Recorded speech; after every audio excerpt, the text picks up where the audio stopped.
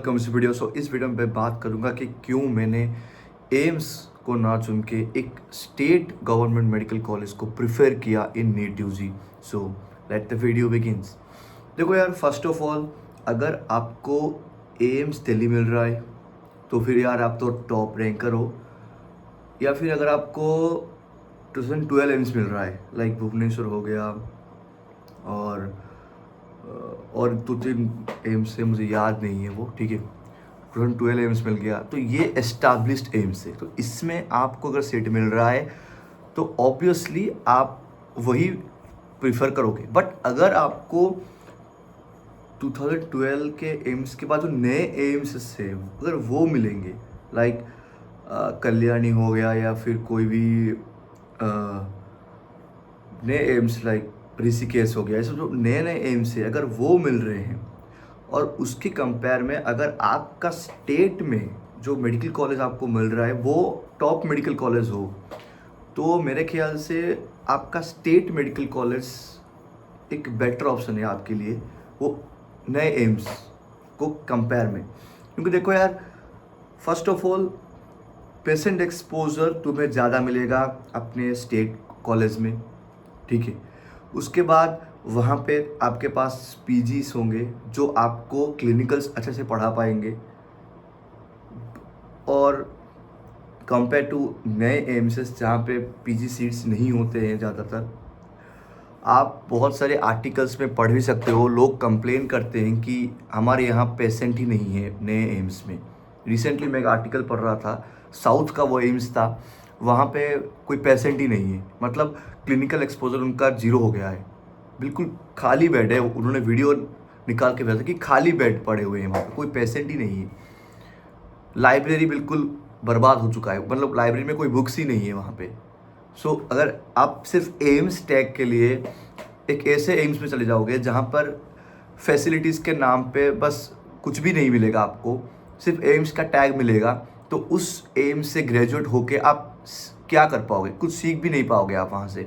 बस आप एम्स के डॉक्टर होगे, अपने एम्स से एमबीबीएस किया है, बट बात जब आएगी क्लिनिकल्स की, बात जब आएगी पेशेंट एक्सपोजर की, तब आपके पास कोई नॉलेज ही नहीं होगा।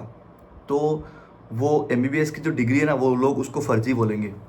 बट अगर आपने कोई स्टेट में एक टॉप कॉलेजेस में पढ़े हो अपने स्टेट में, तो आपके पास बेटर एक्सपोजर क्लिनिकल्स हो गया। देखो यार, मैं अपनी एमकेसीजी की बात करता हूँ, ठीक है। इस साल एमकेसीजी का ऑल इंडिया कट ऑफ 720 में से 668 है, समझ रहे हो? मतलब कितना हाई कट ऑफ है हमारे कॉलेज का। और यहाँ पे मार्क में वर्ड, आपको कोई एम्प्टी बेड नहीं मिलेगा, सब के सब फुल बेड। आप जिस भी टाइम कैजुअलिटी जाओ, जिस भी टाइम इंडोर जाओ, आपको different variety of patient, every bed full मिलेगा आपको। बेड की कमी होती है यहाँ पे, इतना पेशेंट लोड है यहाँ पे।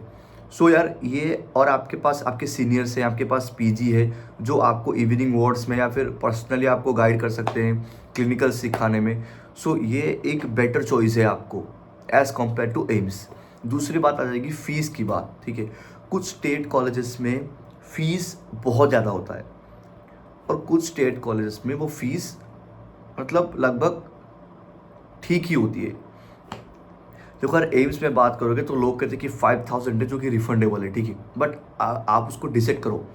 देखो, आप हॉस्टल में रहोगे, हॉस्टल फ़ी वो अलग है, आपको मेस फ़ी भरना होगा, ठीक।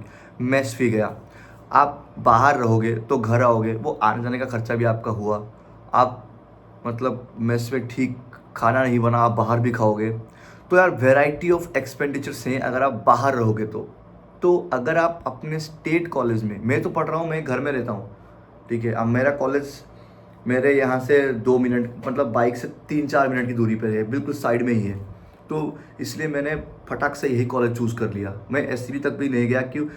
आराम से मेरा 5 साल निकल जाएगा यहाँ पे, कोई टेंशन की बात ही नहीं होगी। क्योंकि फ़ीस स्ट्रक्चर देखो, हमारे यहाँ अगर आप 5 साल फीस जोड़ोगे for a day scholar, hostel नहीं, मैं अपनी बात कर रहा हूँ, ठीक है, तो 1 लाख होता है। ओके, हाँ, लगभग 1 लाख के आसपास होता है। अगर आप हॉस्टल में होगे तो वो आप 50,000 ऐड कर लो, 50,000 भी नहीं, 32, 40,000 ऐड कर लो वहाँ पे, ठीक है। तो कितना हुआ 1,40,000 हॉस्टल के लिए। बट अगर आप डेस्क लो तो आपका 1,00,000 खत्म होगा।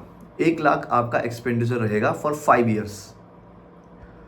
बट अगर आप एम्स की बात तो देखो यार, मैं हॉस्टल में नहीं खाता, मेरा ट्रैवलिंग एक्सपेंडिचर्स भी नहीं है, मैं घर में खाता हूँ, आराम से कॉलेज जाके आता हूँ।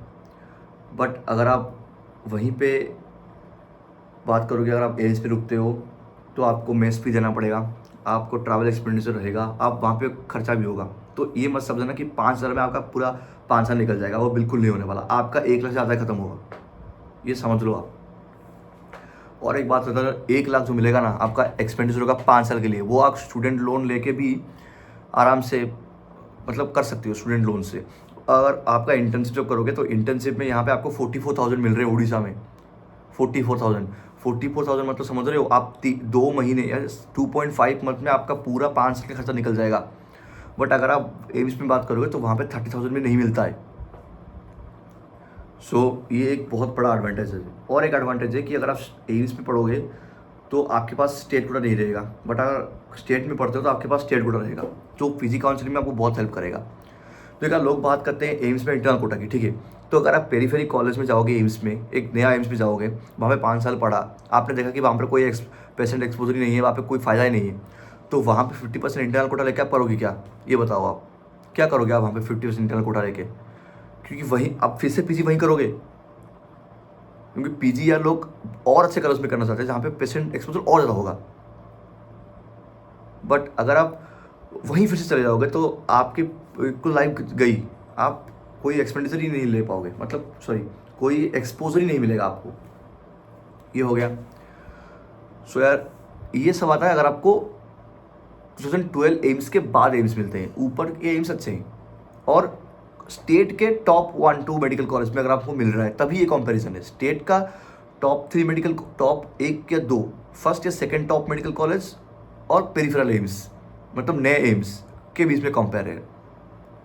आपको टॉप एम्स में तो आप वहीं जाओगे, बट ये बात हो रहा है कि नए एम्स और स्टेट के बेस्ट कॉलेजेस के बीच में ये बात हो रही है। मैंने ये सब कुछ आपको खुल के लिख दिया, मतलब बोल दिया है। फीस स्ट्रक्चर क्या होता है, इंटर्नशिप में क्या मिलता है, तो यार ये स्टेट टू स्टेट वेरी करता है। अगर आपके स्टेट में ज़्यादा फ़ी होए और कम इंटर्नशिप की सैलरी है तो ऑब्वियसली मैं कहूँगा कि नए एम्स में आप जा सकते हो। बट हाँ, पेशेंट एक्सपोजर आपको नहीं मिलेगा वहाँ पे नए एम्स में। बट अगर आप थोड़े से इकोनॉमिकली मतलब बैकवर्ड क्लास में आते हो तो आप वहाँ पे जा सकते हो नए एम्स में। बट अगर आपके स्टेट में अच्छा खासा मतलब आप उड़ीसा से हो तो ऑब्वियसली SCB या MKCC आप चूज़ करोगे ही करोगे, आप वो पेरिफेरल एम्स नहीं हो। मैं बात कर रहा हूँ, मेरे 10-15 दोस्त हैं ना जिनको, यार एक बात बताओ आप, देखो 668 यहाँ पे हमारा कट ऑफ गया MKCC में, ठीक है। SCB में तो और ज़्यादा गया, वो 680 गया होगा और MKCC में 668 गया होगा, ठीक है। अगर कोई बंदा 670 ला रहा है ना तो उसको नए एम्स आराम से मिलेंगे, समझ रहे हो। बट फिर भी लोग ये कॉलेज प्रीफर कर रहे हैं, मतलब कुछ तो डिफरेंस वो लोग फील कर रहे होंगे ना। तो यही ध्यान रखना, जो भी नए मतलब एम्स नीट देने वाले हो तो ये एक बात याद रखना कि अगर आपको स्टेट का फर्स्ट या सेकंड मेडिकल कॉलेज मिल रहा है तो वही एज कम्पेयर टू नए एम्स तो स्टेट कॉलेज आप चूज़ करो। Thank you for this video, see you in the next one, bye bye.